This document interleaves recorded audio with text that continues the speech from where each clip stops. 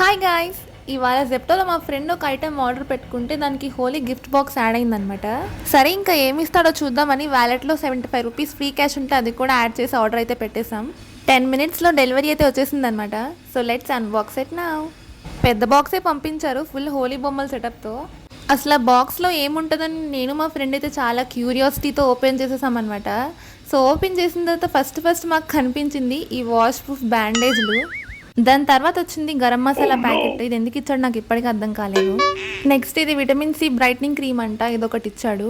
And this is from lotus brand, పర్లేదు okay.